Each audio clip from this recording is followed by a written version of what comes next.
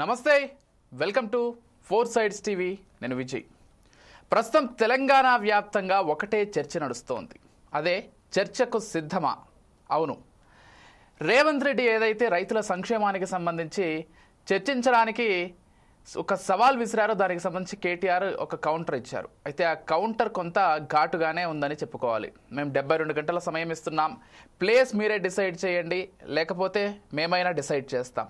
Time మీరు decide చేయండి, లేకపోతే మేమైనా డిసైడ్ చేస్తాం, కానీ చర్చించడానికి పూర్తిగా సిద్ధమంటూ కేటీఆర్ పేర్కొన్నారు. అయితే ఆ తర్వాత కాంగ్రెస్ మంత్రులు కూడా కేటీఆర్ వ్యాఖ్యలకి కౌంటర్ ఇస్తూ మాట్లాడారు. మేము చర్చించడానికి రమ్మని చెప్పింది ప్రజలు ఓట్లు వేసి గెలిపించినటువంటి ఈ ఎమ్మెల్యేలుగా మనందరం అసెంబ్లీలో చర్చించాలి కాబట్టి అసెంబ్లీకి రండి అని చెప్పాము. అది కూడా కేసీఆర్కి విసిరినటువంటి సవాల్ని మీరెందుకు స్వీకరిస్తున్నారు? కేటీఆర్కి గుర్తింపుతోటి కొంత ఇబ్బంది ఉంది, ఆయన్ను అందరూ గుర్తించాలనేటువంటి తపనతోటి ముఖ్యమంత్రినే ఆయన సంబోధిస్తూ మాట్లాడుతున్నారు. నిజానికి ప్రతిపక్ష నాయకుడిగా కేసీఆర్కి కదా మేము సవాల్ విసిరిందంటూ కాంగ్రెస్ మంత్రులు కూడా కౌంటర్ ఇచ్చారు. అసలు ఈ సవాళ్ళు ప్రతి సవాళ్ళు ఏంటి, అసలు మొత్తంగా ఇద్దరు ఏమనుకున్నారనేది ఒక్కసారి ఆ బైట్ ప్లే చేద్దాం, ఆ తర్వాత చర్చలోకి వెళ్దాం. పీసీఆర్ ఒక్కసారి రేవంత్ రెడ్డి అదేవిధంగా కేటీఆర్ బైట్స్ ప్లే విసురుతున్నా.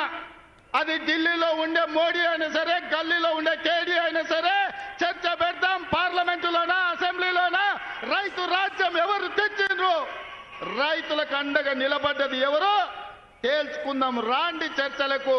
కేసీఆర్ వస్తాడు, కేటీఆర్ వస్తాడు, కిషన్ రెడ్డి వస్తాడు, నరేంద్ర మోడీ వస్తాడు, కాంగ్రెస్ పార్టీ కార్యకర్తలను తీసుకొని నేను వస్తా అని సూటిగా సవాలు విసురుతున్న మిత్రులారా.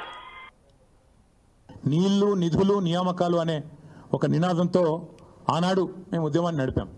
ఈరోజు ముఖ్యమంత్రి గారు కూడా అదే నినాదంతో పనిచేస్తున్నారు. నీళ్ళేమో ఆంధ్రాకు పంచుతున్నారు, ఆంధ్రాకు పంపుతున్నారు, బనకచెర్ల పేరిట, ఇంకో పేరిట. నిధులేమో ఢిల్లీకి పంపుతున్నారు. ఇక నియామకాలు మీకు తెలుసు, ఆయన అనుయాయులకు, ఆయన తొత్తులకు కొంతమందికి నియామకాలు మాత్రం ఇచ్చుకొని బ్రహ్మాండంగా వాళ్ళతో తెల్లారలేస్తే మమ్మల్ని తిట్టించే కార్యక్రమం మాత్రం చేస్తూ ఉన్నాడు.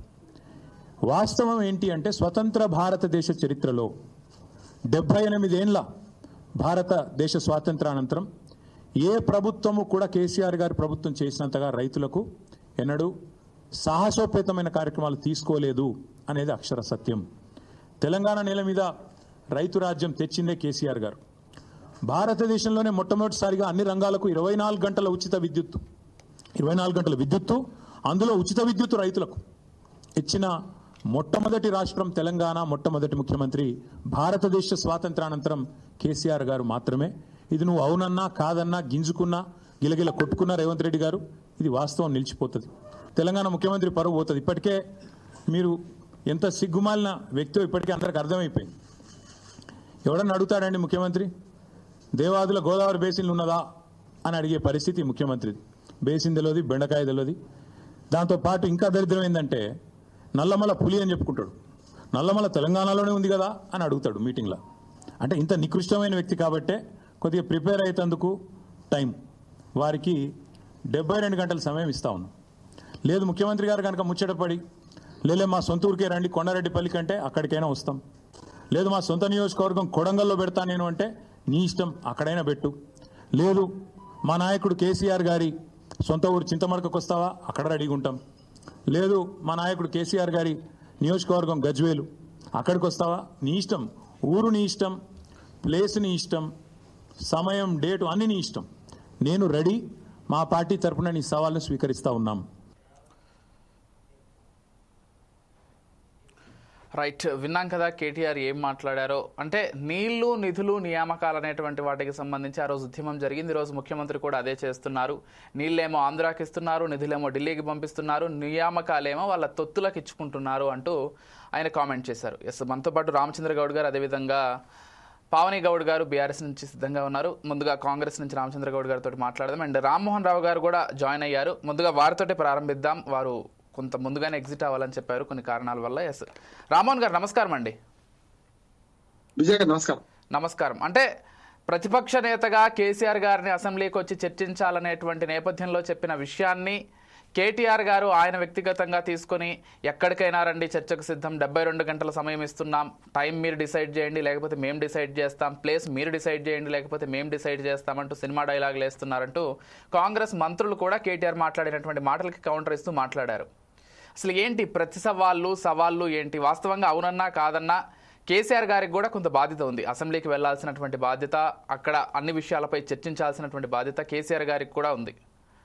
ఎలా చూడాలి ఈ అంశాన్ని, ఏం చెప్తారు? విజయ్ గారు, మీకు కళలోని మిత్రులు నమస్కారం. బస్తీ మే సవాల్ అని 2 పార్టీల వాళ్ళు అంటున్నారు. ఇద్దరు కూడా అసత్యాలు, అర్ధసత్యాలు, కొన్ని సత్యాలు కూడా చెప్తున్నారు, కాదంటలేదు. కానీ ప్రజలు చూస్తున్నారు కదా ఇప్పుడు ఈ వ్యాపారం అంతా కూడా. అంటే వాళ్ళిద్దరు గొడవ పడక ముందే నేను మాట్లాడదామని మీకు మన మధ్యన పోయేది ఉంది కనుక చెప్పాను. కనుక నేనేమంటున్నానంటే ఇక్కడ 2 విషయాలు గమనించాను. నేను ఏ పార్టీకి సంబంధం లేని వాడిని కనుక. ఒకటేమో ఏ మీటింగ్ అయినా సరే ఈ సవాళ్ళు ప్రతి సవాళ్ళు ఎందుకు విసురుకుంటున్నారు? ఉదాహరణకు పిల్లల మీటింగ్ కావచ్చు, పెద్దలది కావచ్చు, అధికార సమావేశాలు దయచేసి పార్టీ విషయాలు మాట్లాడకపోతే మంచిది. నిజంగానే పార్టీ సమావేశాలు పెట్టుకొని డైరెక్ట్ గా సవాళ్ళు ప్రతి సవాళ్ళు విసురుకోవచ్చు, కానీ అధికారిక సమావేశాల్లో ఆ సంబంధించిన అంశం గురించి మాట్లాడితే బాగుంటుందని నా ఉద్దేశం. ఇద్దరు కూడా ఇటైనా అటైనా, అంటే ఎట్లాగో అధికార పార్టీ అది కనుక వీళ్ళకి అధికారిక సమావేశాలు ప్రతిపక్షాలకు ఉండవు కనుక అధికారిక సమావేశాల్లో ముఖ్యంగా మొన్నటి సమావేశం ఏమిటి? జై బాపు, జై భీమ్, జై సంవిధాన్ కదా. ఆ విషయం ఎంత మాట్లాడినా తప్పలేదు. అందుకని ఖర్గే గారు బ్రహ్మాండంగా మాట్లాడారు. ఖర్గే గారు ఏమన్నారంటే దీనిలో మీరు ఆ 2 పదాలు ఎట్లా తీసేస్తారు, ఏం సంగతి అని మాట్లాడారు. దాన్ని ఒప్పుకోవచ్చు మనం.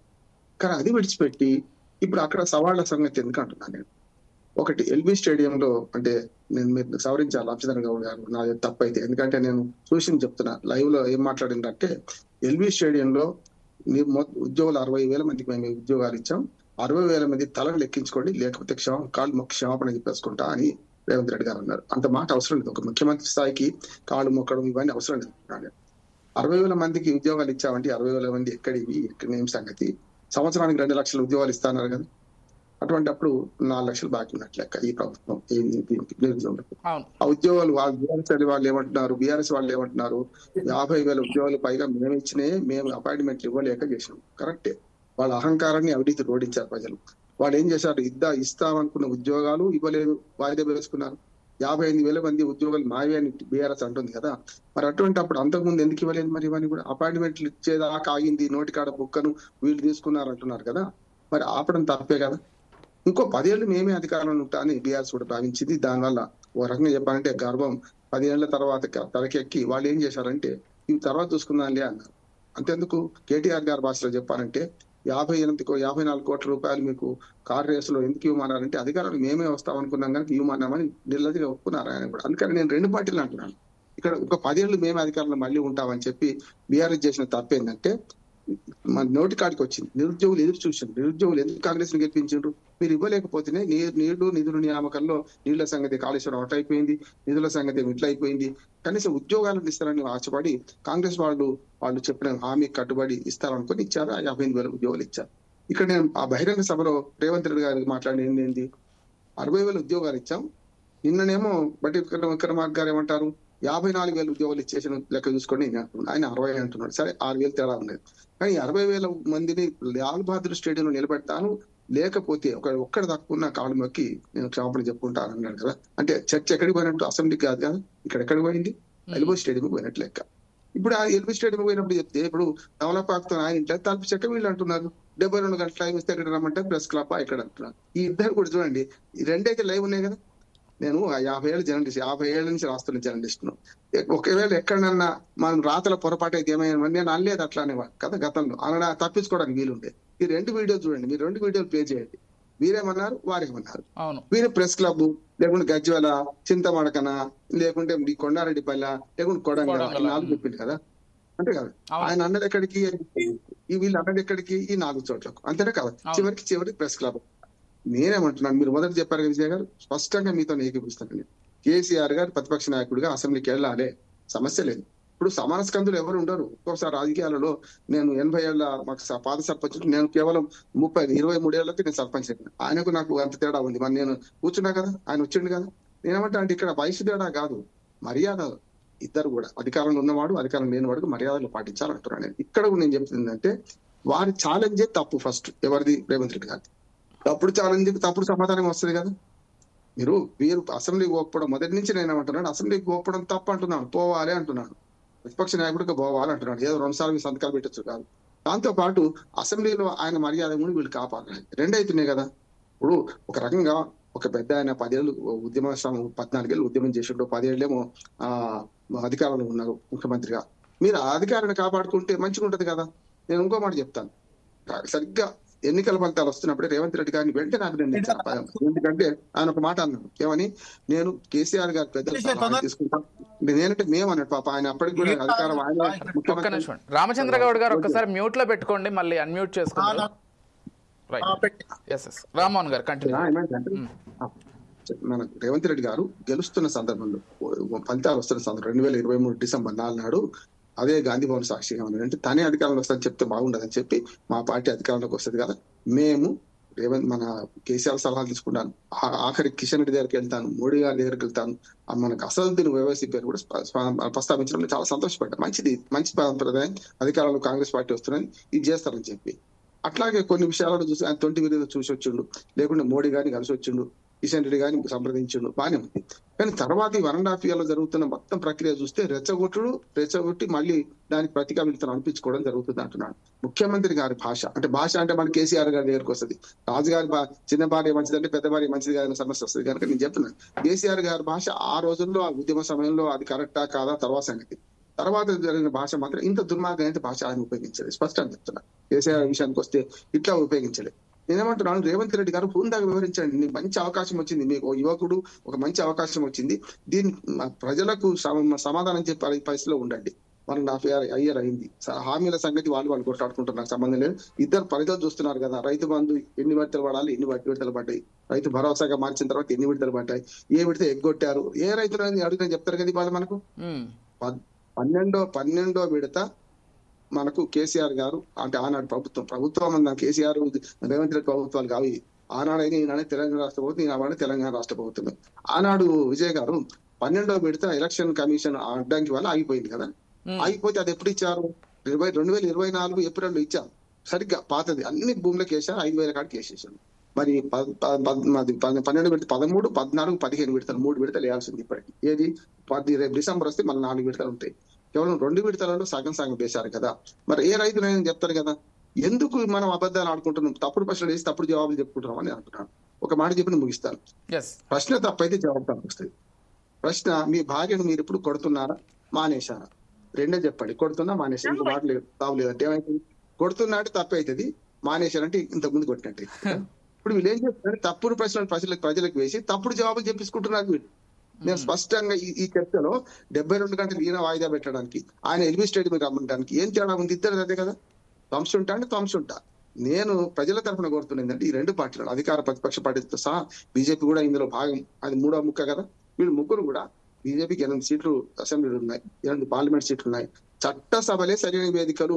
మీ తొడలు కొట్టడాలు కానీ మధ్యయుగ రాజకీయాలు. వెనకట రాజులు ఒక దేశాన్ని గెలిస్తే, ఓ రాజ్యాన్ని గెలిస్తే వాడిని అయితే చంపనట, లేకపోతే లొంగిపోయి కాళ్ళు పట్టుకోమని అంటారట. అట్లాగే ఆడవాళ్ళని చెరబట్టేవాళ్ళట. అట్లా ఇప్పుడు ఆ మధ్యయుగ రాజకీయాలు మన దగ్గర వస్తున్నాయి కదా. ఒకసారి ప్రజలు తీర్పిచ్చారు, మంచి చెడ్డు అహంకారం అవినేత అయ్యమనుకుని టీబీఆర్ఎస్ లో ఇచ్చారు, మిమ్మల్ని గెలిపించారు. మీరేం చేయాలి చెప్పొచ్చు, పాతకాలంలో జరిగిన అవినీతి అక్రమాలు వీటి గురించి బయట పెట్టండి, ఎవరు వద్దన్నది ఎంక్వైరీ చేయండి, శిక్షలు వేయండి. కానీ ఆ మాటలే పట్టుకుంటూ 1.5 years తర్వాత కూడా ఇంకా వాటి మీద ఆధారపడితే రేపు పంచాయతీ ఎన్నికలు వస్తున్నాయి. పంచాయతీ ఎన్నికల్లో ఎవరికి కర్రు కాల్చి బాధ పెట్టాలో వాళ్ళకు ప్రజలు పెడతారు. అంతిమంగా ప్రజల తీర్పే ఉంటది. కానీ మీరు ఏ తొడలు కొట్టుకోవడాలు, ప్రతి సవాలు ఇవేమి పనికిరావని నా ఉద్దేశం. రైట్. ఎస్, రామచంద్ర గౌడ్ గారు నమస్కారం అండి. నమస్కారం అండి, అందరికి నమస్కారం. వెంకటరెడ్డి గారు మీరు మాట్లాడాలనుకుంటున్నారా?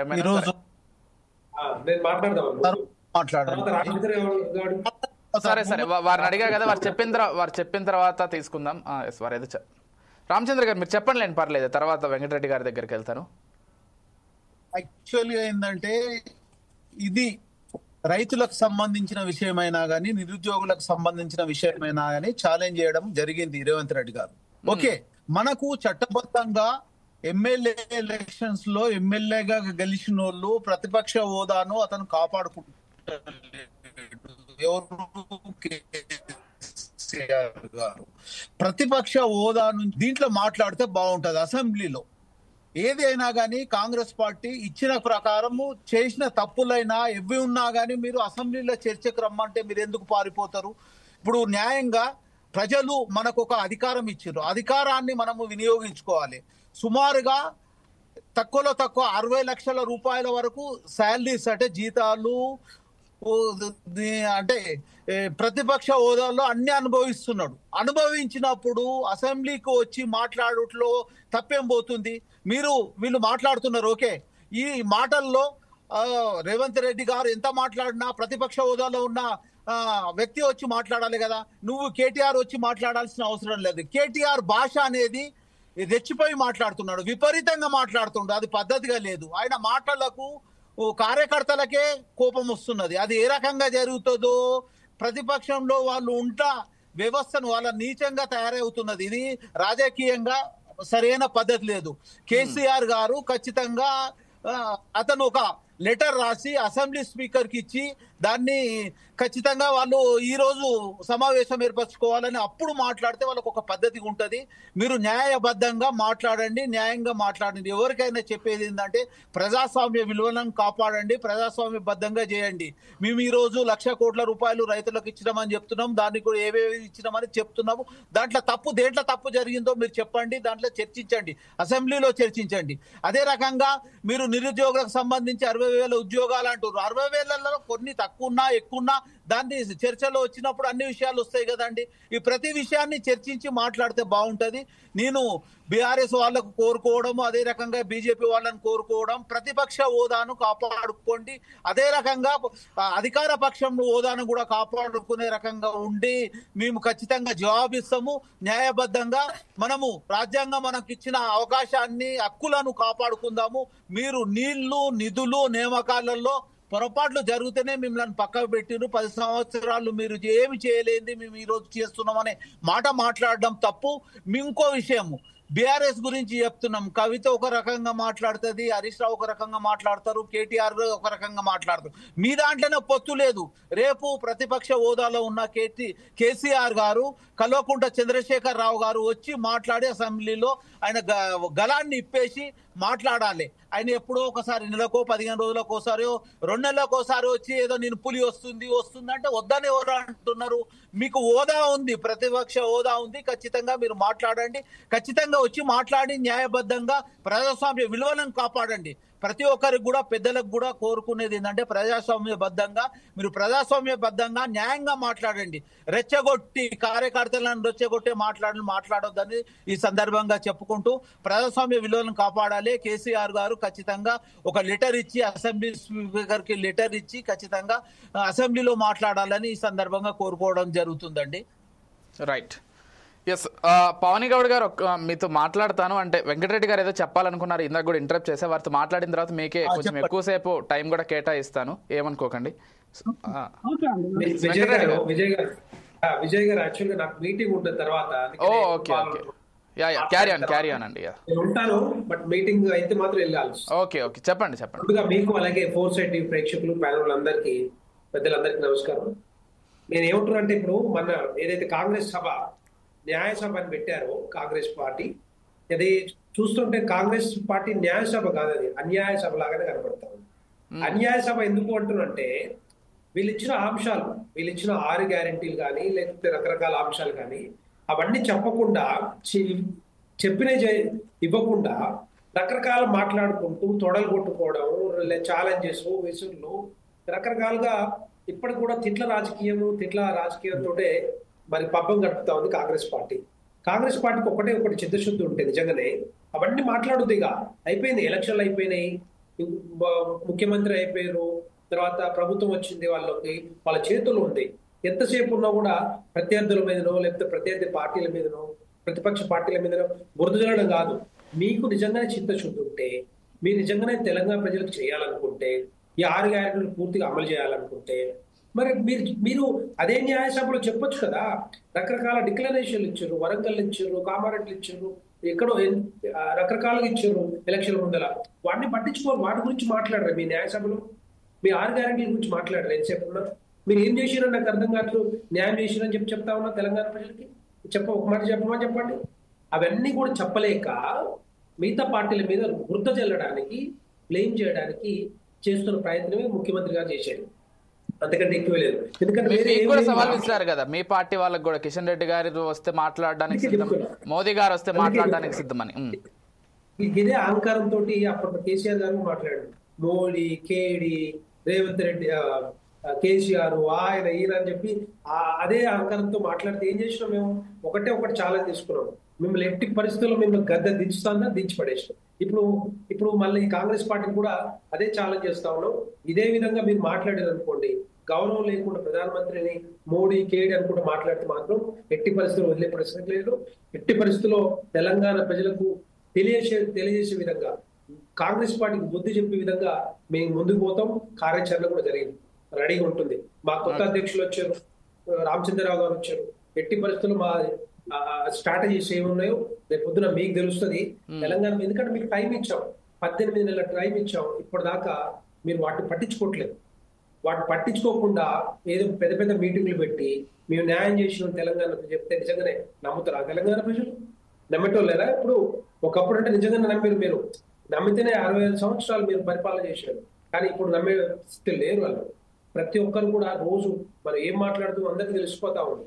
అందుకని దాని మీద దృష్టి పెట్టి నిజంగా చర్చించాలి. ఎస్, ప్రతిపక్ష పార్టీలు పిలవండి, తెలంగాణ రాష్ట్రానికి ఏం కావాలో చెప్పండి, తెలంగాణ ప్రజలకి మీరు ఇచ్చిన హామీలతో పాటుగా ఏమేం కావాలో చెప్పండి. అవన్నీ కాకుండా ఏదో సభలలో మాట్లాడడం, దుమ్మెత్తిపోవటం, మీకు 100 సీట్లు నాకు అర్థం కాదు. ఏం చూసుకునే 100 సీట్లు వస్తాయి చెప్పండి?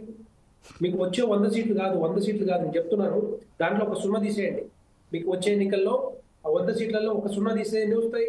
10 సీట్లు మాత్రమే వస్తుంది తప్పితే అంతకంటే ఎక్కువ సీట్లు రావని చెప్పి మీ ద్వారా చెప్తా ఉన్నాను. ఎందుకు అంటే తెలంగాణ ప్రజలు డిసైడ్ అయిపోయారు. బీఆర్ఎస్ కి 9 సంవత్సరాలు 2 సార్లు అవకాశం ఇచ్చారు. కాంగ్రెస్ కి ఒక్కసారి అవకాశం ఇస్తేనే మొత్తం టోటల్ గా ఏది 5 సంవత్సరాలకు వచ్చే యాంటీ ఇన్కంబెన్సీ వ్యతిరేకత, ప్రజా వ్యతిరేకత వచ్చి పడేసింది కథ. వాళ్ళు ఎంత ముత్తుకున్నా, ఎంత గీసుకున్నా, ఎంత రాసుకున్నా కూడా, ముఖ్యమంత్రి గారు ఎన్ని మాటలు చెప్పినా కూడా తెలంగాణ ప్రజలు వినటం లేరు. సో అందుకని ఏం చేస్తున్నారు మీరు? మీకు నిజంగా ఇప్పటికైనా మీకు టైం ఉంది, 3 సంవత్సరాల టైం ఉంది. ఈ 3 సంవత్సరాలు మేము ఏం చేయగలుగుతాం? ఏ విధంగా ఉద్యోగాలు ఇవ్వగలుగుతాం? ఏ విధంగా నిరుద్యోగులకి మరి అండగా ఉంటాం? మహిళలకు కానీ మీరు ఇచ్చిన హామీలు అన్ని అట్లకే ఉన్నాయి. వృద్ధులకి 4,000 రూపాయలు, మహిళలకి 2,500, తర్వాత ఏది నిరుద్యోగ వృత్తి, తులం బంగారం, ఈవెన్ రైతు కూలీలకు 12,000 రూపాయలు ఇస్తాను. కనీసం అది నోరన్న తెరుస్తలేరు మీరు. రైతు కూలీలు పాపం వాళ్ళకి పొట్ట రోజు పని చేస్తేనే పొట్ట గడుస్తుంది. అట్లాంటి 12,000 రూపాయలు ఇస్తాను, అది కూడా ఎగ్గొట్టారు. తర్వాత యాసంగి వానకాలం రైతు భరోసా కూడా ఎగ్గొట్టారు. 18,000 కోట్లు ఎగ్గొట్టారు మీరు. 18,000 కోట్లు ఎగ్గొట్టి ఇప్పుడు మేము 9 రోజుల్లో 9,000 కోట్లు ఇస్తామని కాలర్ ఎగరేసుకొని తిరుగుతాం. కరెక్ట్ కాదు. డెఫినెట్ గా తెలంగాణ ఇంకా మన ప్రిన్సిపల్ సెక్రటరీతో మాట్లాడినా 2 లక్షల మందికి, 2 లక్షల రైతులకి ఇప్పటికీ ఇంకా 100 కోట్ల రూపాయలు వీళ్ళు రిలీజ్ చేయాలి రైతు భరోసా 2 లక్షల మందికి. సో అది కూడా చేయలేకపోతా ఉన్నారు. ఏదో పుట్టి సాకులు చెప్తారు. రుణమాఫీకి ఏ విధంగా చెప్పారో ఇది టెక్నికల్ అంశాలు అదే విధంగా ఇప్పుడు కాంగ్రెస్ పార్టీ చెప్తుంది. ఎట్టి పరిస్థితుల్లో వీళ్ళు ఎన్ని మీటింగ్లు పెట్టినా ఏం చేసినా కూడా డెఫినెట్ గా కాంగ్రెస్ పార్టీ, మనకు తెలుసు లోకల్ బాడీ ఎలక్షన్ రోజు పోస్ట్పోన్ చేస్తుంది. కోట్లు మొట్టికాయలేసినా కూడా వాళ్ళు పట్టించుకునే స్థితిలో ఉన్నారంటే ఒకసారి మీరు ఆలోచించవచ్చు కాంగ్రెస్ పార్టీ ఏ విధంగా ముందుకు పోతాము. రైట్. పావని గౌడ్ గారు నమస్కారం అండి. నమస్తే అండి. నమస్తే అండి. అంటే ముందుగా అసలు సవాళ్ళు ప్రతి సవాళ్ళ అంశానికి సంబంధించి అసలు మీ పార్టీ తరపు నుంచి మీరు ఏ అంశాలకు సంబంధించి కాంగ్రెస్ ని ప్రశ్నించాలనుకుంటున్నారు, ఈ అంశాలు చెప్పండి. మిగిలినటువంటి అంశాల తర్వాత మాట్లాడదాం. పారిపోయేటోళ్ళ గురించి అంటే సవాళ్ళు విసిరేటోళ్ళ గురించి మనం మాట్లాడుకోవాల్సిన అవసరం కూడా లేదండి. ఇంకొకటి ఏంటంటే ఈ సవాళ్ళు అనేటి రేవంత్ రెడ్డి అనేటైనా ఇప్పుడు మొదలు పెట్టినే కాదు. డిసెంబర్ 9వ తారీఖు 2018వ తారీఖు నుంచెల్లే 2018 నుంచెల్లే మొదలు పెట్టిండు. ఏమని మొదలు పెట్టిండో ఒకసారి నొర్రి.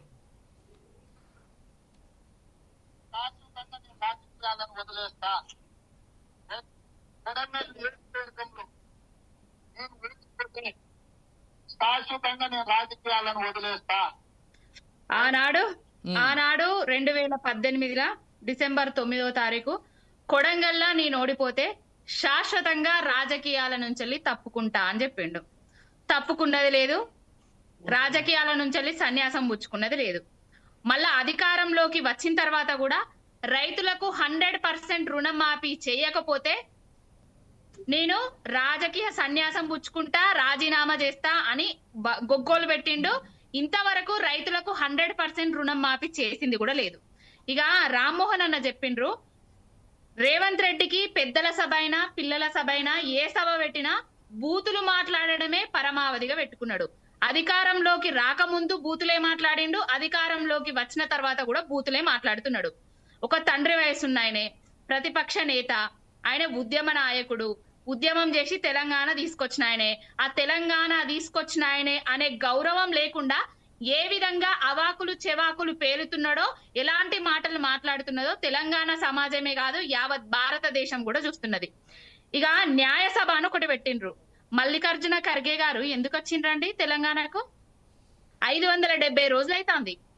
ఆయన వచ్చిన తర్వాత కాంగ్రెస్ పార్టీ అధికారంలోకి వచ్చి 570 రోజులు అయింది.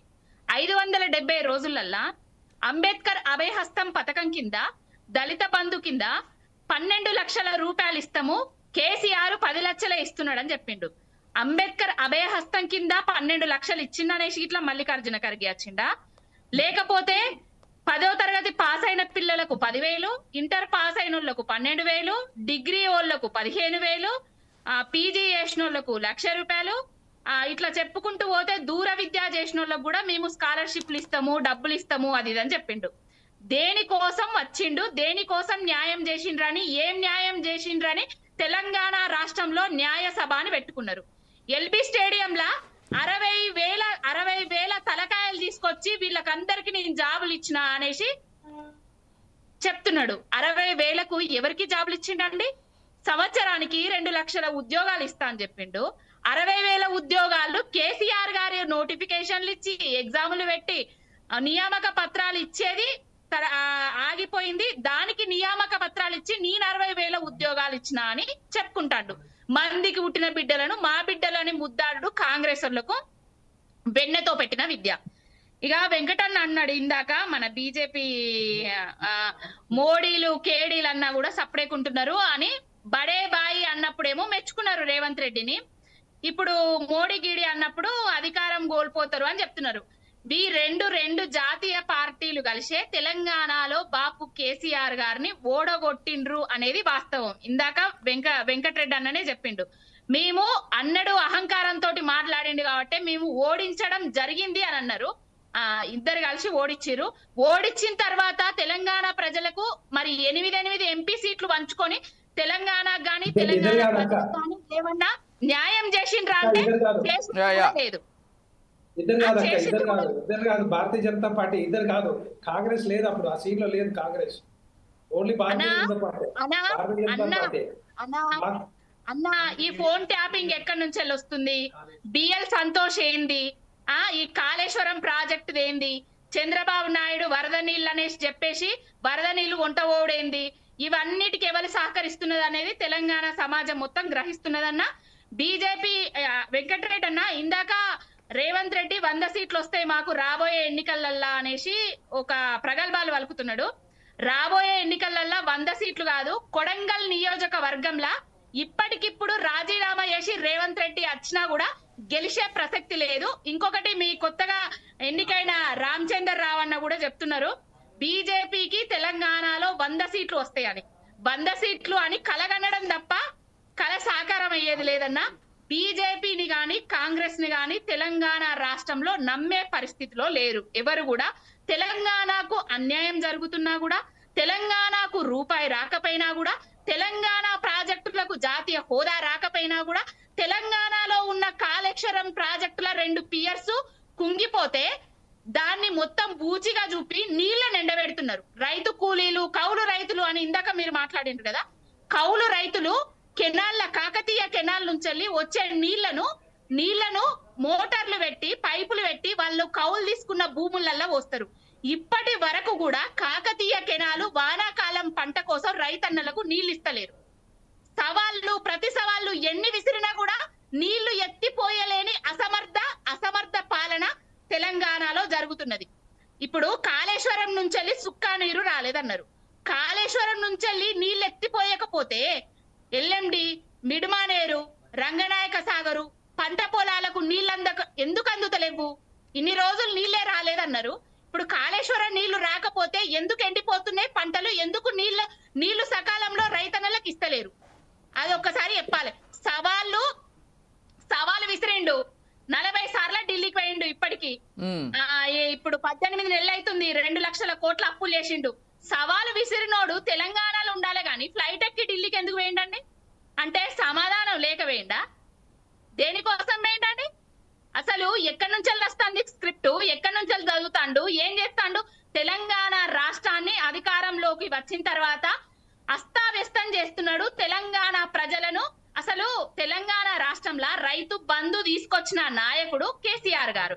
రైతు బంధును 7 సార్లు వేసినా కూడా, 11 సార్లు వేసినా కూడా ఏనాడు కూడా రైతులను సంబరాలు చేసుకోర్రి అనేది చెప్పలేదు. వాళ్ళ పిల్లలు, వాళ్ళ భార్య, బిడ్డలు వాళ్ళ ఇళ్లలోనే సంబరాలు చేసుకున్నారు. ఏదో ఆహా ఓహో అంతన్నాడు ఇంతన్నాడే అన్నట్టుగా ఏదో ఒక్కసారి రైతు భరోసా కూడా కాదు, అది రైతు బందే. రైతు భరోసా అంటే 15,000 ఎకరానికి. ఇప్పుడు 1000 రూపాయలు పెంచి, ఆ రైతు బంధు పథకం కింద 1000 రూపాయలు పెంచి రైతన్నలకు ఇచ్చి సంబరాలు చేసుకోరని వలుకుతాండు. సంబరాలు దేనికి చేసుకోవాలి? ఇప్పుడే కొత్తగా మొదలు పెట్టిండ్రా తెలంగాణ రాష్ట్రంలో రైతు భరోసా, రైతు బంధు పథకం ఉంది? దేనికి సంబరాలు చేసుకోవాలి? మీ సంబరాలు కాదు, మిమ్మల్ని బొంద పెట్టే టైం వచ్చింది.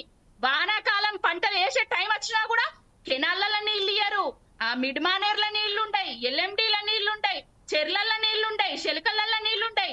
ఏం తెలంగాణ తీసుకొస్తున్నారు? ఏం తెలంగాణ చేసిండ్రు మీరు? ఈ 18 నెలల కాలంలో రైతుల పరిస్థితి బాగాలేదండి.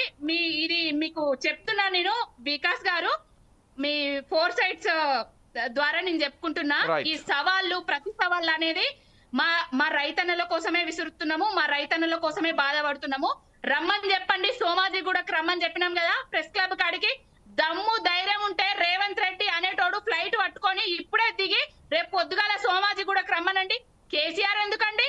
100 లక్షల కేసీఆర్లు వస్తాయి రేపు, లక్షల కేసీఆర్లు వస్తారు రేపు. కేసీఆర్ గారు మాలాంటి వాళ్ళని మస్తు మందిని తయారు చేసిండు. మా ప్రశ్నలకు సమాధానాలు చెప్పమనండి. ఆడబిడ్డలను వంచిండ్రు, ఆడబిడ్డలను మోసం చేసిండ్రు, దళిత సోదరులను మోసం చేసిండ్రు, ఎస్టీ సోదరులను మోసం చేసిండ్రు, నిరుద్యోగులను మోసం చేసిండ్రు, రైతులను మోసం చేసిండ్రు, తెలంగాణ మొత్తం మోసం చేసిండ్రు కాంగ్రెస్ వాళ్ళు. ఏమున్నదండి? ఎక్కడికి పోయినా కండ్లల్లో నీళ్లు వస్తున్నాయి తప్ప చేన్లలో నీళ్లు ఉంటలేవు. చెరువులలో ఊర్లలోకి రమ్మనండి చర్చ పెడదాం, రచ్చబండ కాడికి రమ్మనండి చర్చ పెడదాం. ఇంద్రం ఇల్లు అంటారు, వాళ్ళ బొందెన్లు ఎవరికి ఇచ్చిండ్రు? ఇల్లు ఇచ్చినాక వాళ్ళు ఇప్పుడు పూడిక అది తీసి బేస్మెంట్ లేపుకుంటే ఆ బేస్మెంట్ కు కూడా డబ్బులు ఇవ్వలేదు ఇంతవరకు. అప్పులు తీసుకుంటున్నారు. 5 లక్షల రూపాయలు ఇస్తామన్నారు. మొత్తం ప్లానింగ్ తీసుకుంటే 16-17 లక్షలు అవుతున్నది. మిగతా 15 లక్షలు 10 లక్షల రూపాయలు ఎవరు కడతారు? సోనియమ్మ కడతదా, లేకపోతే ఇంద్రమ్మ కడతదా, లేకపోతే రాహుల్ గాంధీ కడతాడా, లేకపోతే చంద్రమ్మ కడతదా, రేవంత్ రెడ్డి గురువు ఎవరు కడతారు? ఏంటిది తెలంగాణ రాష్ట్రం? ఏమనుకుంటున్నారు? ఎందుకు ఇంత అస్తవ్యస్తం చేస్తున్నారు? కౌలు రైతులు, రైతు కూలీలు, ఆటో అన్నలు ప్రతి ఒక్కరు గోసపడుతున్నారు. ప్రభుత్వ ఉద్యోగులకు నెల డబ్బులు ఇస్తున్నాం, జీతాలు ఇస్తున్నాం అంటున్నారు. జీతాలేంది? జీతాలు ఎవరైనా ఇస్తారు, టైం అటు ఇటు అవుతుంది. 1వ తారీఖు ఇవ్వకపోతే వాళ్ళు ఏం పస్తులున్నారు. కానీ రైతులకు సకాలంలో నీళ్లు ఇవ్వకపోతే, సకాలంలో ఎరువులు ఇవ్వకపోతే, సకాలంలో రైతు బంధు ఇవ్వకపోతే వాళ్ళు ఎక్కడికి పోతారు? ఎండనక వాడనక కష్టపడి రేపు వాళ్ళ పంట చేతికొస్తుందో రాదో అనే తెలిసి కూడా వాళ్ళు పండిస్తున్నారు. వాళ్ళు పండిస్తేనే కదా మన 4 ఏళ్ళు నోట్లకు పోతున్నాయి. ఎవరు పట్టించుకుంటున్నారండి? బీజేపీ వాళ్ళు పట్టించుకుంటలేరు. మా బండి సంజయ్ గారు అయితే కేంద్ర మంత్రి పదవి తోపిండు. ఇంతవరకు ఎల్ఎండి ఎండిపోతుంది కరీంనగర్ లా. ఆ ఎల్ఎండికి అత్తలేడు, ఆడ కూసుంటలేడు. బనకచెర్ల నీళ్లు తరలించకపోతారు, దాని గురించి కూడా మాట్లాడతలేరు. మరి ఏందో అర్థమైతలేదు. ఏది బాలేదండి. న్యాయసభ కాదు, అది అన్యాయ సభ. ఎల్బీ స్టేడియం కు రమ్మని రేవంత్ రెడ్డి చెప్పిండు. సోమాజిగూడ ప్రెస్ క్లబ్ కు రమ్మని రామన్న చెప్పిండు. రామన్న ఏమనుకుంటు అల్లాటప్ప లీడర్ లెక్క కనబడతాడా? రామన్న దేశం మెచ్చిన నేత, దేశమే ప్రపంచమే గర్వించదగ్గ నేత ఎవరికన్నా వచ్చిందా మ్యాగజైన్లలో ఇట్లా? ఎవరైనా మాట్లాడతారా ఆయన లెక్క ఇంగ్లీషు? ఎవరైనా మాట్లాడతారా? ఎవరైనా పర్ఫార్మెన్స్ చేస్తారా ఆయన లెక్క? ఇన్ని సంస్థలను ఇన్ని కంపెనీలను తీసుకొచ్చి హైదరాబాదు బ్రాండ్ ఇమేజ్ ని పెంచింది కేటీఆర్ అన్న. కేటీఆర్ అన్ననే రేవంత్ రెడ్డికి చాలా ఎక్కువ. కేసీఆర్ కాదు, కేటీఆర్ అన్ననే రేవంత్ రెడ్డికి చాలా ఎక్కువ. ఎక్కడికి రమ్మంటే కానీ పావని గారు, ఇప్పుడు ఇది ఎవరు ఎక్కువ ఎవరు తక్కువ అని డిసైడ్ చేయాల్సింది ప్రజలు. లేదు బీఆర్ఎస్ వాళ్ళు మా ప్రతిపక్ష నేత కేసీఆర్ కాదు కేటీఆర్ గారు అని చెప్తే సింపుల్ గా ఉంటుంది కదా. ఇప్పుడు కేసీఆర్ గారిని పదే అసెంబ్లీకి రాండి, మీరు ప్రతిపక్ష నేతగా మాట్లాడండి, మీ సలహాలు ఇవ్వండి, ఇవన్నీ కూడా కాంగ్రెస్ వాళ్ళు విమర్శలు చేసే ఛాన్స్ ఇవ్వకుండా మీరు మంచిగా కేటీఆర్ గారిని మీ పార్టీకి సంబంధించి ప్రతిపక్ష నేతగా అనౌన్స్ చేస్తే అసెంబ్లీలో చాలా చక్కగా ఉంటుంది కదా. ఆయనతోటే ఉంటాయి సవాళ్ళు ప్రతి సవాళ్ళని. యాంకర్ గారు విజయ్ గారు, అసలు అసెంబ్లీలో ప్రతిపక్ష బీజేపీ వాళ్ళని కానివ్వండి బీఆర్ఎస్ వాళ్ళని కానివ్వండి మాట్లాడనిస్తున్నారా అండి? మైకులు కట్ చేస్తున్నారండి, మైకులు కట్ చేస్తున్నారు, కెమెరాలకు కట్ చేస్తున్నారు. బీజేపీ మన ఒక అన్నగారు మాట్లాడితే ఆయన మాట్లాడుతుంటే మైకులు మ్యూట్ పెట్టిండ్రు. ఓకే, బీఆర్ఎస్ వాళ్ళు ప్రజల గురించి మాట్లాడినా వింటలేరు అసెంబ్లీ. రైట్,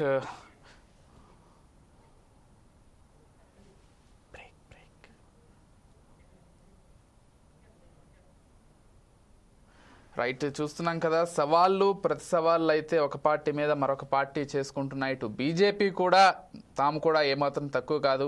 ఖచ్చితంగా వచ్చే ఎన్నికలకు సంబంధించి బీజేపీ అధికారంలోకి రాబోతోంది. ఇటు గతంలో బీఆర్ఎస్ మోసం చేసింది, ఇప్పుడు కాంగ్రెస్ అదేవిధంగా మోసం చేస్తోందంటూ బీజేపీ నేత వెంకటరెడ్డి గారు కూడా చెప్పడం మనం క్లియర్గా అర్థం చేసుకోవచ్చు. అంటే కాంగ్రెస్కి కేటీఆర్ గారే చాలా ఎక్కువ, కేసీఆర్ గారు రావాల్సినటువంటి అవసరం లేదు. కేటీఆర్ స్థాయితో పోల్చుకున్నట్లయితే రేవంత్ రెడ్డితో కంపేర్ చేస్తే కేటీఆర్ ఎక్కువ కాబట్టి కేటీఆరే ఏ సవాళ్ళైనా స్వీకరిస్తారు, ఏ చర్చకైనా సిద్ధం అంటూ ఇటు బీఆర్ఎస్ వాళ్ళు కూడా చెప్తున్నారు. కానీ గతంలో అనేక మోసాలు చేశారు, అనేక అన్యాయాలు చేశారు. ఈరోజు అసలు రైతుల గురించి మాట్లాడడానికైనా నిరుద్యోగుల గురించి మాట్లాడడానికైనా అసలు బీఆర్ఎస్కి ఏమాత్రం అర్హత లేదంటూ కాంగ్రెస్ నేతలు కూడా చెప్తున్నారు.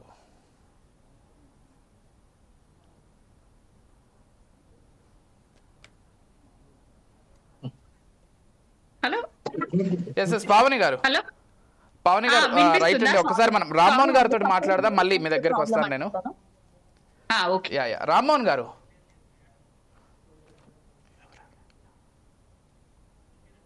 రామ్మోహన్ గారు,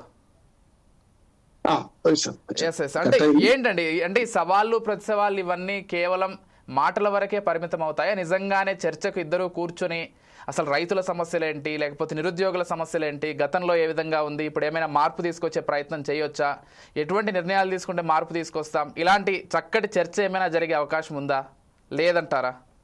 ఇవన్నీ మాటల వరకు పరిమితమా? విజయ్ గారు, ఇప్పుడు రేపు పొద్దున జరిగే చెప్తాను నేను. కేటీఆర్ గారు ప్రెస్ క్లబ్కి వెళ్తుంటే అందరూ అరెస్ట్ చేస్తారు గ్యారంటీ ఉంటుందా, ఆడికి పోనీయరు, రేపు ఇదో గొడవ అవుతుంది, వీళ్ళేమో బయట ఆందోళన చేస్తుంటారు. ముఖ్యమంత్రి గారు ఢిల్లీలో ఉంటారు, రేపు ఢిల్లీలో ఉంటారు, 2 రోజులు అక్కడే ఉంటారు. కనుక జరిగేది ఏం లేదు. కనుక వీలైనంత త్వరగా అసెంబ్లీ పెట్టి అసెంబ్లీలో చర్చించాలి. ఒక మాట చెప్తాను, FDR foundation for democratic reforms అని మేము సంస్థ ఉన్నది. మేము ఒక వారం రోజులు ఉత్తర తెలంగాణ జిల్లాకు తిరిగాం. ఇంతకుముందు తను మాట్లాడింది, పావని మాట్లాడింది కదా, ఆ జిల్లా కూడా, కరీంనగర్ జిల్లా కూడా తిరిగి వచ్చాము. దానిలో మాకు చిన్న చిన్న విషయాలు చెప్తాను. ఉదాహరణకు కేసీఆర్ కిట్ అని ఉండేది, ఆగిపోయింది. ఈ 18 నెలలుగా కేసీఆర్ కిట్ ఆగిపోయింది. మేము అన్ని ఆసుపత్రులు తిరిగాను విజయ్ గారు. ఫస్ట్ ఉమ్మడి మెదక్ నుంచి మొదలు మెదక్, నల్గొండ, కరీంనగర్, వరంగల్, కరీంనగర్, ఆదిలాబాద్, 2 తిరిగాను. ఆదిలాబాద్, నిజామాబాద్, ఈ 6 జిల్లాలతో ఇంకో దక్షిణ తెలంగాణ ఉంది. మేము గమనించింది ఏంటంటే, ముఖ్యంగా ఆరోగ్య సర్వే చేస్తే ఫస్ట్ ఆగిపోయింది ఏంటంటే రైతు మన కేసీఆర్ కిట్. కేసీఆర్ కిట్ వాళ్ళు అన్నపూర్ణ క్యాంటీన్లు మార్చింది కదా ఇందిరా కిట్ అని పెట్టుకోండి, మీరు ఎవరు ఇవ్వాలి కదా. ఇది చిన్న ఇక్కడి నుంచి మొదలు పెడతాను. అందుకని హామీల అమల్లో నేను నిష్పక్షపాతం చెప్తాను, వాళ్ళకి సంబంధం లేకుండా నేను ఒక మాట చెప్తున్నాను. మొత్తం 6 గ్యారెంటీలు, 13 హామీలు. 420 అని బీఆర్ఎస్ వాళ్ళు అంటున్నారు. కాదు 420 కాదు, 417, 3 తేడా. వాళ్ళకి 2 మధ్యన 3 తేడా ఉన్నాయి. వీటి గురించి ఒక మాట మాట్లాడితే, మొత్తం ఇంతకుముందు వెంకటరెడ్డి గారు చెప్పారు కదా, 3 డిక్లరేషన్. వరంగల్ డిక్లరేషన్ రైతు declaration Warangal, BC declaration Kamareddy. అంతకుముందే సరూర్ నగర్ లో యువత డిక్లరేషన్ ప్రియాంక గాంధీ గారు ఇచ్చారు. అవును, ప్రియాంక గాంధీ గారు ఇచ్చిన డిక్లరేషన్ లో మనకు నిరుద్యోగులకు 3,000 రూపాయలు 4,000 రూపాయలు ఇస్తాను నిరుద్యోగ వృత్తి, వాళ్ళు ఇస్తలేరు. దానికి మా కేసీఆర్ గారు గతంలో మాట మార్చింది, కాదంటలేదు. అసెంబ్లీ సాక్షిగా కేసీఆర్ గారు ఏమన్నారంటే, నిరుద్యోగుడు ఎవరండి, నేను కూడా నిరుద్యోగినే, ఈ అందరూ నిరుద్యోగులే, మా ఎమ్మెల్యేలు అందరూ, ఇది ఉద్యోగం మా పర్మనెంటా, ఎట్లా గుర్తిస్తామన్నాడు. తర్వాత ఏమన్నాడు, ఎన్నికలకు వచ్చే మేము కూడా ఇస్తామన్నాడు. కానీ ఇద్దరు ఇవ్వలేరని ఆనాడు చెప్పింది, ఇద్దరు ఇవ్వలేరని చెప్పిన. రెండోది ఏంటంటే నిరుద్యోగ వృత్తి ఒకటి భాగం. రైతు డిక్లరేషన్ లో 5 హామీలు ఉన్నాయి. ఒకటేమో రైతు బంధుని తీసి రైతు భరోసా చేస్తామన్నారు కదా, రైతు భరోసా 15,000 అన్నారు, 12,000 కుదించారు. అవి కూడా ఇప్పుడు చెప్తున్నారు అరకొర ఇంకా 3 విడతలు బాకీ ఉంటే 2 విడతలలో కూడా సగం అంటే పంచపాండవులు ఎంత మంది అంటే మంచం కోడవలు 3 అని రెడీ చేసిండ్రు. నెంబర్ 2. రెండోది ఏంటంటే ఇప్పుడు రైతు కనీసం రుణమాఫీ అన్న కొంతలో కొంత నయం అంటారు. ఇంకో 12,000 కోట్లు బాకీ ఉందని వెంకటరెడ్డి గారు అనేది ఒప్పుకుంటాం, కానీ కొంతలో కొంత అన్న ఛాలెంజ్ తీసుకొని చేసిండ్రు. కానీ ఈ రైతు మన కూలీలకు ఇస్తా 12,000 రూపాయలు ఏమని, కౌలుదారుల కౌలుకు సంబంధించి ఎట్లా కౌలుదారులు ఎట్లా గుర్తిస్తున్నాడు కేసీఆర్ గారు అడిగి ఇస్తా అని చెప్పలే ఆయన. కేసీఆర్ గారు అనేది అంటే కౌలు రైతులను గుర్తించడం కష్టము అని, కానీ కౌలు రైతులకి కాంగ్రెస్ పార్టీ న్యాయం చేసినట్టు నేను స్పష్టంగా చెప్తున్నా. పంట పండించేవాడు అమ్ముకుంటే సన్నవాడ్లకు 500 రూపాయలు ఇస్తానని, అది సన్నవాడ్లకు అంటే మొదలు అన్నిటికీ ఇస్తామన్నారు కదా, సగం ఎగబెట్టిండ్రు. దొడ్డు పట్టు కాదు సన్నవాడ్లకు అన్నారు. కనీసం సన్నవాడ్లకు ఇస్తున్నారంటే మీరు ఏ కళాల దగ్గర పోయినా మొన్నటి దాకా మనకు ఐకేపీ కేంద్రాల గురించి చూసినాం కదా, మేము అవి కూడా సర్వే చేస్తాం. అక్కడ మనకు కనపడేది ఏంటంటే సన్నవాడ్లకు ఇప్పటికి కూడా మొన్నటి అమ్మిన డబ్బులు ఇంకా రాలేదు కదా అంటున్నారు. నయం నేను అంటున్నాను, కౌలుదారులకు కొంచెం న్యాయం చేసింది అంటున్నాను.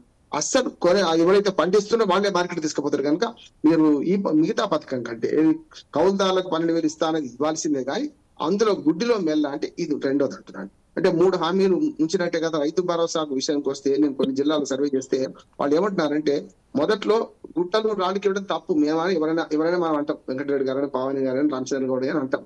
కానీ అవి తీసేసే బదులు ఏం చేసిండట అంటే, ఇప్పుడు సొంత పట్టా పొలంలో కేసీఆర్ గారు కూడా ఫామ్ హౌస్ కట్టుకున్నారు కదా ఇల్లు, అట్లనే ఎవరైనా 1 ఎకరం భూమి ఉంటే ముందటికి ఇల్లు కట్టుకుంటే ఎకరం దిగబెట్టింది. ఇప్పుడు రైతు బంధు వస్తే రైతు భరోసా వస్తలేదు.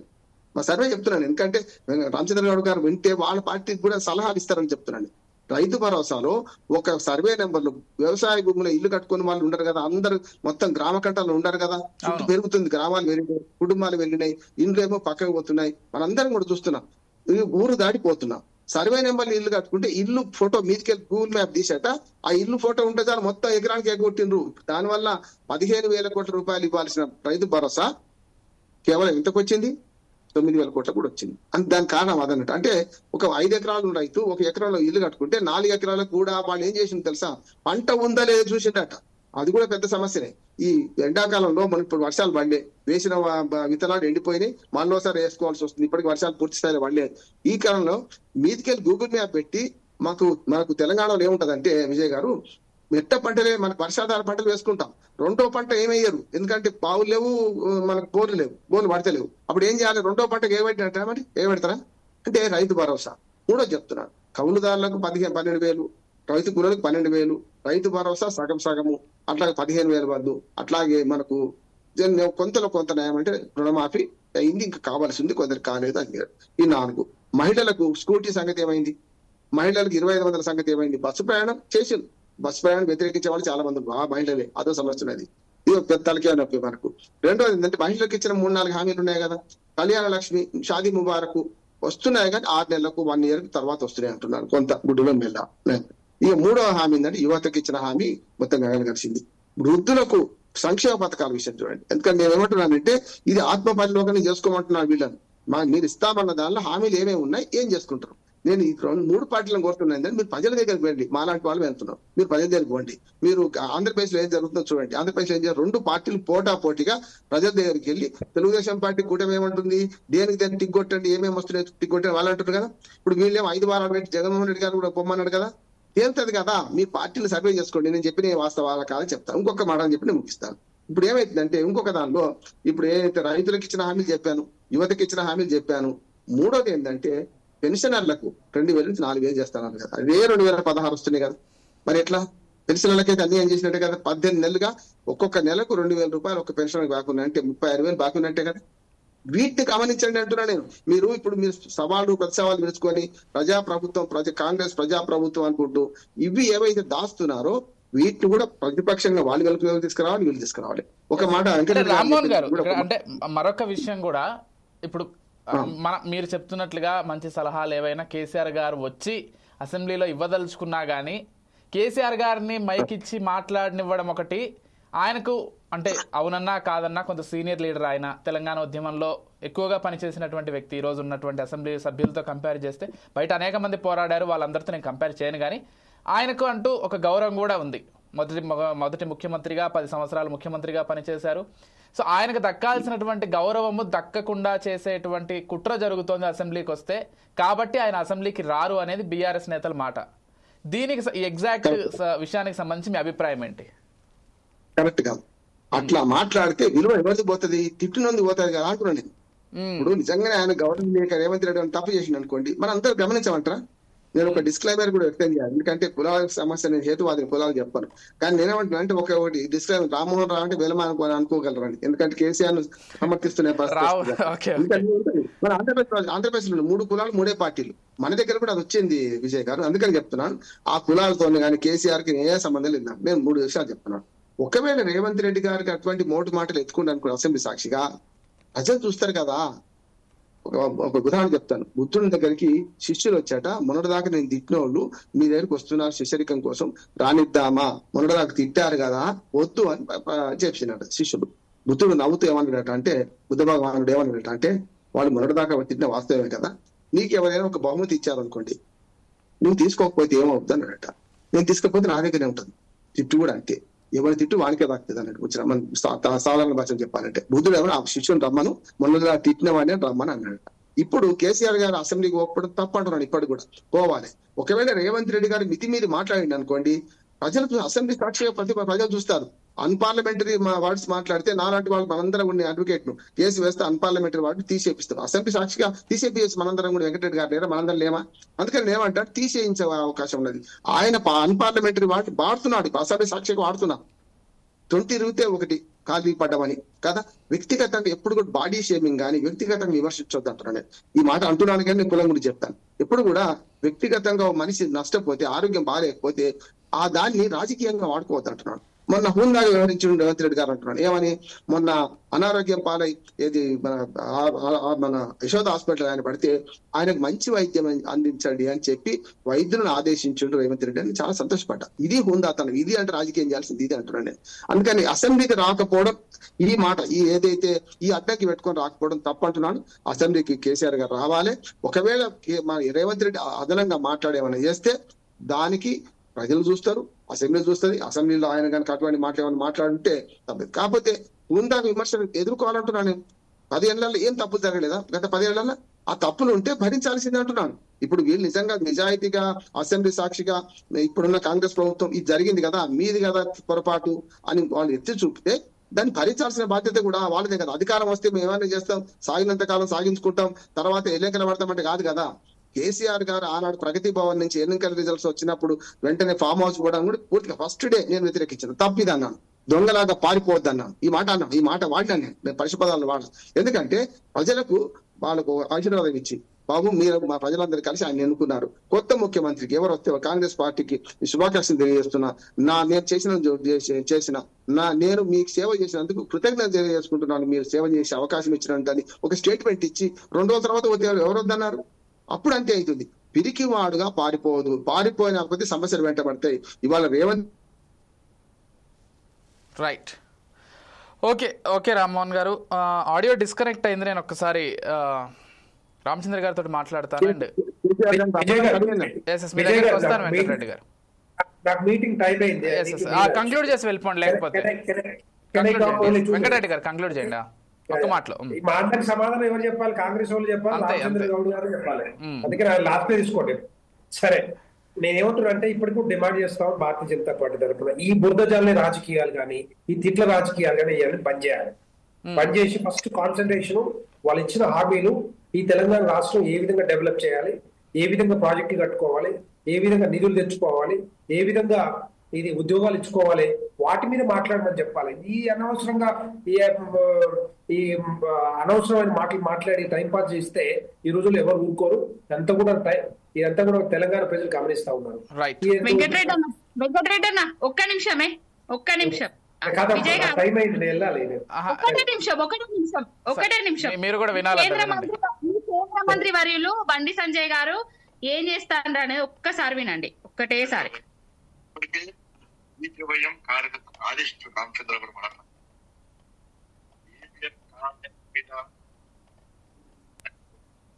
సరే పావని గారు వినిపించలేదు కానీ మీరు చెప్పండి, ఏమన్నారో చెప్పండి. ఏబిఎన్ కార్యాలయం మీద బిఆర్ఎస్ పార్టీ వాళ్ళు గనక దాడి చేస్తే బిఆర్ఎస్ పార్టీ ఆఫీస్ మీద బీజేపీ వాళ్ళ మొత్తం వచ్చి దాడి చేస్తామని చెప్తున్నారు. ఇది కేంద్ర హోంమంత్రి తీరు. మీలాంటోళ్లకు రాజ్యసభ ఇచ్చి మీలాంటోళ్లకు కేంద్ర మంత్రి ఇచ్చినా కూడా ఆ పదవికైనా న్యాయం చేస్తారు కానీ ఇలాంటి అసలు సబ్జెక్ట్ లేని పావని గారు సరే పక్కదో కిందకు గానీ వెంకటరెడ్డి గారు కంక్లూడ్ చేయండి.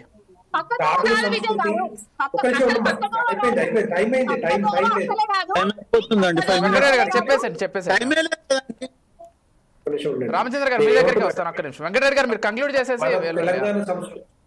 తెలంగాణలో సంస్కృతి దాడుల సంస్కృతి కాదు. ఒక వేరే వాళ్ళ మీదనో మీడియా మీదనో ఇంకొకరి మీదనో దాడులు చేస్తే ఎవరు కూడా సహించరు, తెలంగాణ ప్రజలు సహించరు. ఎట్టి పరిస్థితుల్లో మీడియా వాళ్ళకి అది తప్పులు చేస్తే తప్పితే తప్పులు చేసినా కూడా మన దాడులు చేసే సంస్కృతి కాదు కదా మనది. అరే ఇన్ని సంవత్సరాల నుంచి 69 నుంచి ఎన్నో ఉద్యమాలు చేసి తెలంగాణ సాధించుకున్నాం, ఇప్పుడు దాడులు చేస్తే ఏ లాభం అండి? ఇవన్నీ కాదు. నేను అనేది ఏంటంటే డెఫినెట్ గా మంచి వాతావరణంలో చర్చించుకోవాలి, తెలంగాణ అభివృద్ధికి ముందుకు పోవాలి తప్పితే ఇవన్నీ కూడా ఇట్లాంటి తిట్ల సంస్కృతి కానీ ఈ రాజకీయం అంతా చేయకుండా ముందుకు పోవాలని చెప్పి నేను ఒక్కటే డిమాండ్ చేస్తా ఉన్నాను. మీ కేంద్ర మంత్రి మాటలు కూడా ఖండిస్తున్నట్టే కదా అన్న? అదే ఎవరిని చెప్తున్నారు, మంచిది కాదు. మీడియాకు స్వేచ్ఛనివ్వాలి. రామచంద్ర గారు ఓకే వెంకటరెడ్డి గారు రైట్ వెంకటరెడ్డి గారు. రామచంద్ర గారు ఏదో చెప్పాలనుకుంటున్నారు, చెప్పేస్తే పవన్ గారు చెప్తే కంక్లూడ్ చేసేద్దాం. ఒక్క మాటలో చెప్పేసేయండి. ఎవరైనా కానీ ప్రజాస్వామ్యబద్ధంగా అన్పార్లమెంట్ వ్యవస్థగా ఎవరు కూడా మాట్లాడొద్దండి దయచేసి. నిజానికి కూడా ఇక్కడ లోటు అనేది ఉంది. లోటును సరిచేయడం అంటే ఇప్పుడు మనకు వచ్చిన రెవెన్యూను బట్టే అన్ని కార్యక్రమాలు చేస్తున్నారు. దీంట్లో ఏమన్నా తప్పులు జరిగితే ఇప్పుడు ఒక్కొక్క కార్యక్రమాన్ని నెరవేర్చే రకంగా వస్తున్నది. ఖచ్చితంగా అన్ని హామీలు నెరవేరే రకంగా ప్రయత్నం చేస్తాము. రెవెన్యూ పెంచుకొని ఏ రకంగా రెవెన్యూ వస్తుంది, ఆ రెవెన్యూను ఎక్కడ అంటే ప్రాముఖ్యంగా ఎక్కడెక్కడ పెడుతున్నాం అనేది దాన్ని బట్టి ఖర్చు చేయడం జరుగుతుంది. ఎవరో వచ్చినా మనకు వచ్చిన రెవెన్యూని బట్టి ఖర్చు చేయడం జరుగుతుంది. ఖచ్చితంగా దాన్ని గమనించాలి. నిజానికి కూడా ఎంతో అప్పులలో ఉన్నది మనకు వచ్చిన తర్వాతనే తెలిసింది కదా. ఈ రెవెన్యూ లోటు లేకుండా మనకు వచ్చిన ట్యాక్సీను మనకు వచ్చిన రెవెన్యూను బట్టి ఖచ్చితంగా ఖర్చు చేయడం జరుగుతుంది. ప్రాముఖ్యతను బట్టి ప్రతి దాన్ని ఖర్చు చేయడం జరుగుతుంది. తప్పులు జరుగుతున్నాయి అనేది నిజమే. దాన్ని సరిచేసే రకంగా ఈ 3.5 సంవత్సరాలు ఉంటుంది. ఆ 3.5 సంవత్సరాల ఖచ్చితంగా చేస్తాం.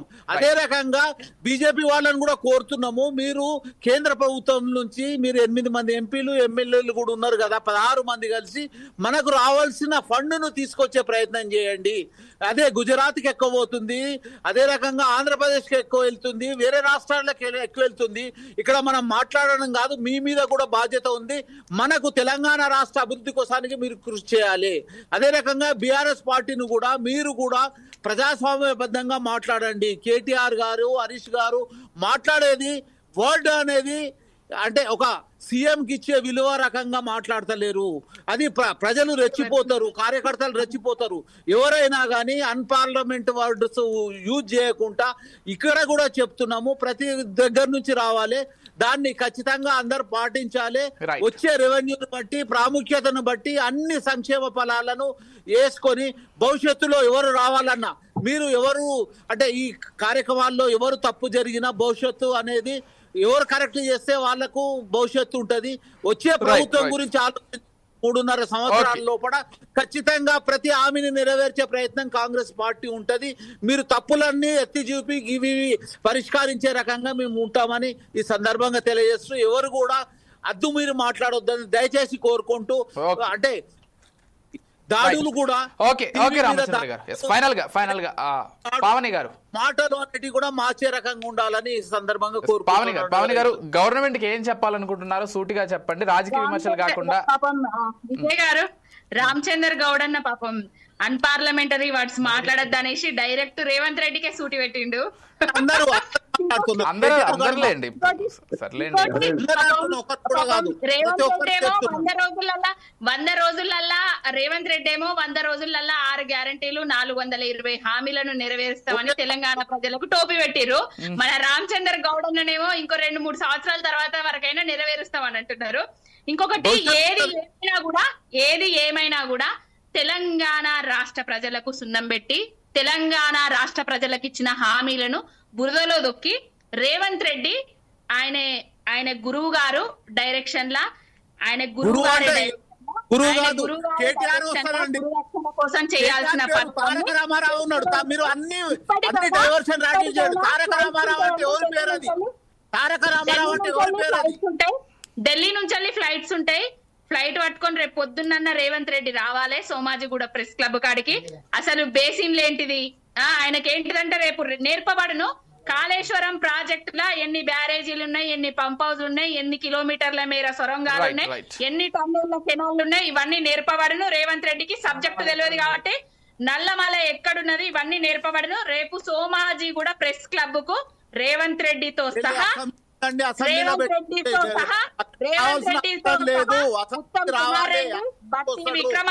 మీరందరూ కూడా రావాలి. క్లాసు ఇవ్వబడును రేపు. తెలంగాణ రాకముందు ఇచ్చింది కదా 5 సంవత్సరాలు ఇంటికన్నా కూర్చోమని ఇచ్చింది కదా ప్రజలు. దాన్ని గౌరవించండి. ప్రజలు ఇచ్చింది కదా, గౌరవించింది కదా, దాన్ని గౌరవాన్ని కాపాడుకోండి. 5 సంవత్సరాలు ఇంట్లో కూర్చోమని ఇచ్చిండ్రు, 5 సంవత్సరాలు ఇంట్లో కూర్చోండి. మోటార్ ఆన్ చేస్తే నీళ్లు వస్తాయో కూడా రేవంత్ రెడ్డికి రేపు చెప్పబడును. థ్యాంక్ యూ పావని గారు, రామచంద్ర గారు, రామ్మోహన్ గారు, థ్యాంక్ యూ సో మచ్ అండి అసలు డిబేట్ లో పార్టిసిపేట్ చేసినందుకు. మొత్తంగా అయితే రేపు సోమాజిగూడ ప్రెస్ క్లబ్ కి సంబంధించి రేవంత్ రెడ్డికి ఇప్పటికైనా రావాలంటూ బీఆర్ఎస్ వాళ్ళు చెప్తున్నారు. కానీ చర్చించే వేదిక సోమాజిగూడ ప్రెస్ క్లబ్ కాదు కదా, అసెంబ్లీ వేదికగా చర్చించాలి, ప్రజా సమస్యలు ఉంటే అందుకే మనల్ని ప్రజలు ఎన్నుకుంది అంటూ కాంగ్రెస్ వాళ్ళు చెప్తున్నారు. చూద్దాం ఈ సవాళ్ళు ప్రతి సవాళ్ళు ఎంత దూరం దారి తీస్తాయో మరి. ఇది వాళ్ళ special discussion. Keep watching 4 Sides TV.